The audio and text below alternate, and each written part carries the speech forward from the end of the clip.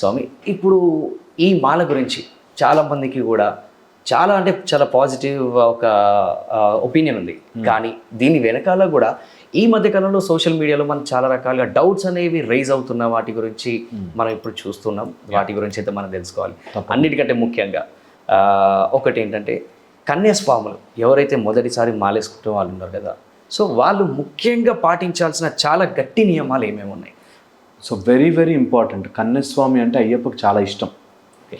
కన్యస్వాములు ఎప్పుడైతే నా కొండకి రారో అప్పుడు నేను దీక్ష విరమిస్తాను అనేటట్టుగా ఒక మాట కూడా ఇచ్చారని ఉంది మాలిక పురోత్తముగా.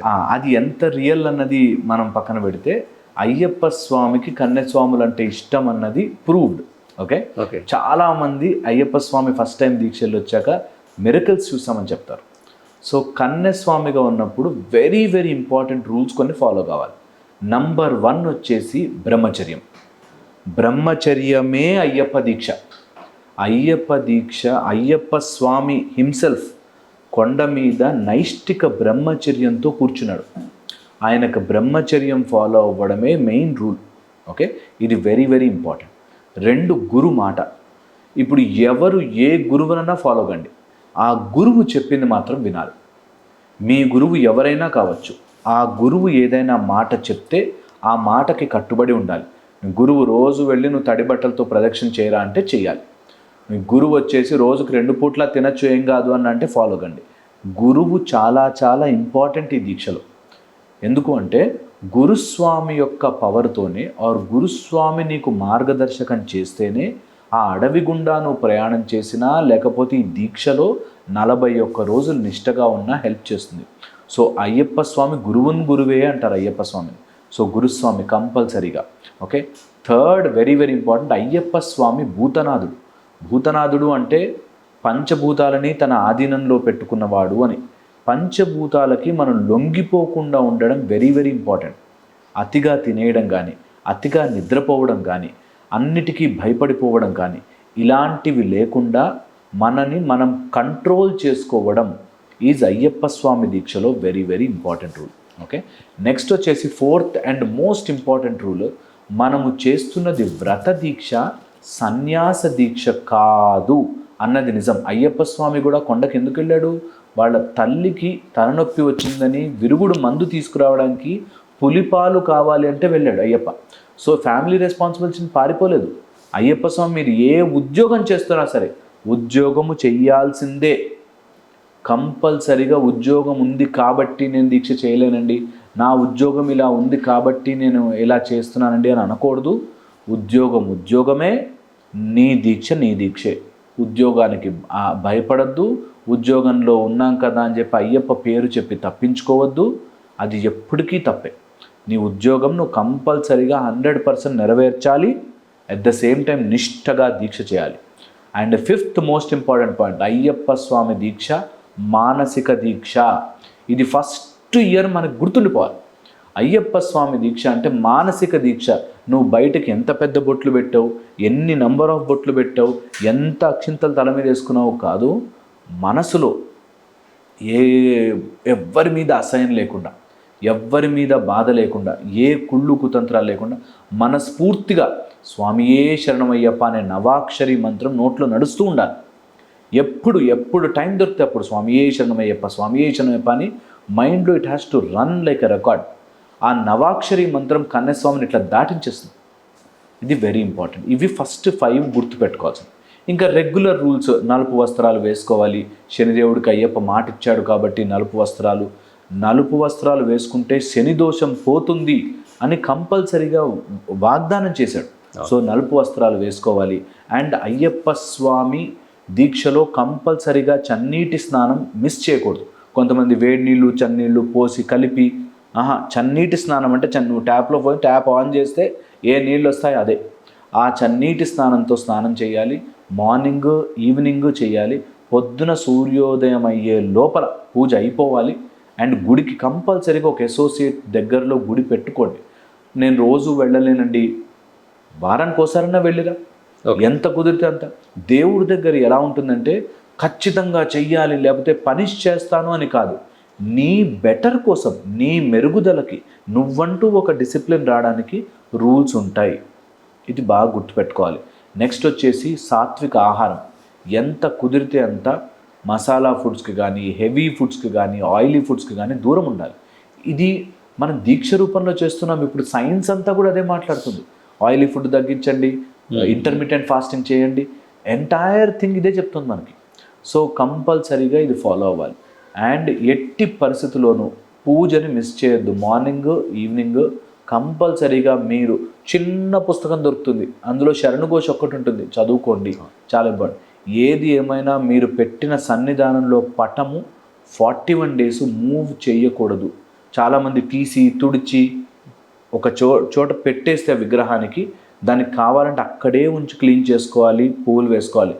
పీఠం కదిలిపి తీసుకోకూడదు, ఎప్పుడు అక్కడే ఉండాలి పీఠం. ఇది బాగా గుర్తుపెట్టుకోవాల్సింది. సో పీఠము కదలపకూడదు. ఏదైతే మనం ఆవాహన చేసి అయ్యప్ప స్వామి ఉంటాడని అనుకుంటామో ఆ రూము, ఆ సన్నిధానాన్ని ఊరికే కదపకూడదు. మెడలో మాల తీయకూడదు. స్నానం చేసి వస్తూ బాత్రూమ్కి వెళ్ళి వస్తాను, ఒక స్వామి మాల తీసి గోడకు పెట్టి మళ్ళీ వచ్చి వేసుకునేవాడు. అది చాలా తప్పు స్వామి. మెడలో మాల ఉంటే 41 రోజులు ఉండి తీరాల్సిందే. నీకు 41 రోజులు దీక్ష చేస్తేనే పడి మీద అడుగు పెట్టే, కాలు పెట్టే హక్కు వస్తుంది. ఈ 41 రోజుల దీక్ష కూడా పడి మెట్ల మీద దేవతలు ఉంటారు.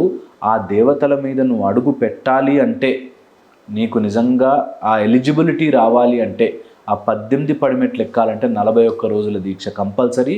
ఇరుముడి కట్టుకుంటేనే ఎక్కగలం. ఇరుముడి లేనిదే, అయ్యప్ప కోసం నీ ఆత్మ నెయ్యి రూపంలో ఏదైతే కొబ్బరికాయలో వేస్తామో అది ఉంటేనే నువ్వు పడి మీద అడుగు పెట్టగలవు. అక్కడికక్కడ పంబాలో కట్టేసుకుని కొంతమంది వెళ్ళిపోతారు. అప్పటికప్పుడు కొనుక్కుని జస్ట్ ఆ బ్యాగ్ కొనేసుకుని అప్పటికప్పుడు తల మీద పెట్టుకుని వెళ్ళిపోతారు. మహాపాపం, వంశనాశనం, జన్మల నాశనం అయిపోతుంది.